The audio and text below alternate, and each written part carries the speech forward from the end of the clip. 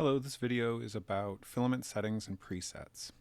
When you do the initial configuration, you select a number of filament presets, and to access those at a later time, you can go to the configuration menu at the top and select Configuration Wizard. This will launch the same configuration wizard that we used in the initial setup. If you skip down to filaments, you'll see that there are a list of other filament vendors available, and if you've purchased a filament from one of those manufacturers, you can select the vendor and the profile that you'd like to add, and then you can click Finish and it will add that filament to your list of available presets. We can also define our own presets by going to Filament Settings and starting from any existing preset. I'll begin today with the generic PLA that we used in our initial setup, and we can change the user settings here and save our own. So I'm going to do an example where we create a preset for the Inland PLA Plus filament that we have currently at the print lab, and it has a slightly higher than average melting temperature, so I'm going to increase the nozzle temperature from 215 to 218 for the first layer, and for the other layers about 217, give or take. And likewise for the bed temperatures, I'm going to increase those from 60 to 65. And finally, I'm going to make one more change, which is to the cost, so that we can estimate what the cost of printing will be at the print lab.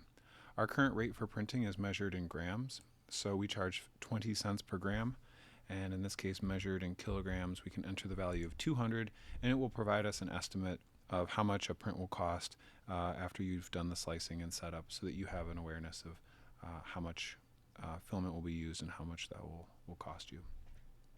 Lastly, the color here doesn't have anything to do with the color of filament that's being used. It's simply a color coding that I will show you in just a minute. So I'm going to change this one kind of arbitrarily to like a cyan color and say OK. Now if I go back to the Plater tab, you'll see that oh, I forgot to save it. So here you can see that I've altered the generic PLA preset. You can see it here is modified. Let me just go back to filament settings real quick. Notice that anytime you make a change to a preset, those changes appear in the color orange. I'm going to, instead of modifying the generic PLA, I'm going to save the current filament settings.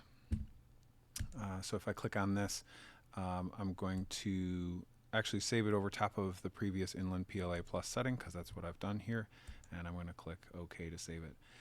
So now instead of the back icon, you can see these lock arrows, which will allow you to kind of revert to a previous state. All right, my apologies. Here we are with the newly created Inland PLA Plus, now with a cyan color, and the original generic PLA with the orange color coding. And I'll show you what that looks like real quick before completing this video. I'm going to bring in an object, and this object, when selected, appears green, but when not selected, will appear in the color of filament, or with the color coding for the filament that you have selected here in the menu.